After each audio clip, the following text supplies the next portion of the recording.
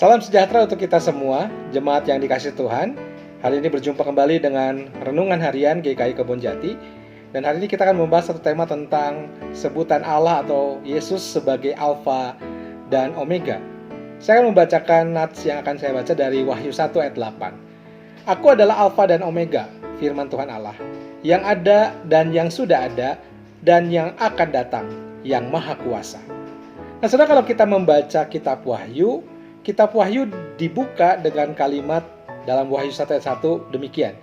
Inilah wahyu Yesus Kristus yang dikaruniakan Allah kepadanya, supaya ditunjukkan kepada hamba-hambanya apa yang harus segera terjadi. Nah, saudara, kalau kita membaca bagian dari kitab Wahyu ini adalah terjemahan dari kata Yunani apokalipsis, yang artinya pengungkapan atau penyingkapan. Tulisan-tulisan Wahyu merupakan salah satu contoh dari tulisan apokaliptik. Tulisan-tulisan yang berupaya membukakan rahasia-rahasia surgawi kepada manusia dan seringkali berbicara tentang akhir dari sejarah manusia. Dan tulisan-tulisan ini biasanya membagi seluruh alam semesta ini atas dua bagian, yaitu yang baik dan yang jahat. Dan pada akhir zaman, dunia yang baik ini yang dikuasai oleh Allah ini akan meraih kemenangan akhir atas dunia yang jahat. Dan setelah mengalahkan kuasa jahat, Allah akan membarui dunia yang jahat ini. Setelah mengalahkan kuasa jahat tadi, Allah akan membarui dan umat beriman akan hidup bersamanya untuk selama-lamanya. Nah, saudara, dari tulisan yang ditulis oleh kitab Wahyu, kita harus tahu konteks apa yang sedang terjadi. Pada situasi itu adalah sekitar abad pertama, di mana seluruh penduduk wilayah Kekaisaran Romawi saat itu diwajibkan untuk menyembah dan mempersembahkan korban kepada kaisar-kaisar yang menganggap diri mereka sebagai dewa. Orang-orang yang menolak pada saat itu dianggap sebagai pengkhianat dan mereka dijatuhi hukuman mati. Situasi ini tentunya membuat jemaat Kristen bertanya-tanya. Kalau mereka tidak taat lalu menerima hukuman itu, apakah jemaat akan punah? Tidak ada lagi. Bagaimana dengan keyakinan mereka bahwa Allah akan memerintah dalam dunia ini? Maka itu penulis kitab Wahyu menerima pesan khusus saudara dari Allah untuk menjawab pertanyaan-pertanyaan tersebut yang menjadi pertanyaan dari jemaat perdana. Ia menyampaikan pesan itu kepada 7 jemaat Kristen di Asia Kecil. Namun demikian, pesan itu sebenarnya ditujukan kepada seluruh jemaat Kristen termasuk kita. Pesan itu terdiri dari 3 hal. Yang pertama, pesan dalam kitab Wahyu mau memperlihatkan bahwa dunia penuh dengan kejahatan. Bahkan jemaat Kristen mungkin juga harus menderita dan menerima kematian karena nama Tuhan. Dan yang kedua adalah, saudara, Yesus adalah Tuhan.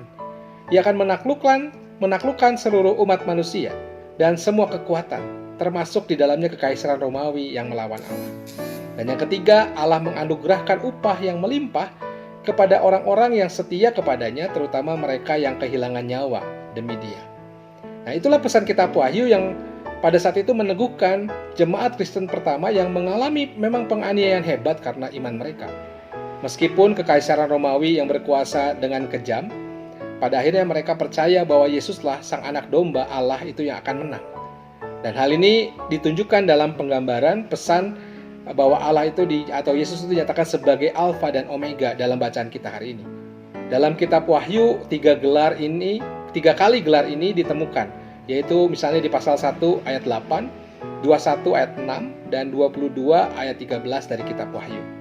Alfa dan Omega adalah huruf pertama dan terakhir dari abjad Yunani. Alfa dan Omega berarti yang awal dan yang akhir. Maka itu kalau Yesus menyebut dirinya sebagai Alfa dan Omega, maka ada yang hendak dikatakan di sini. Yaitu yang pertama, hidup Yesus, karya dan kuasanya itu tidak akan pernah berhenti. Ia akan terus berkarya, baik pada masa lalu, masa kini, dan masa yang akan datang.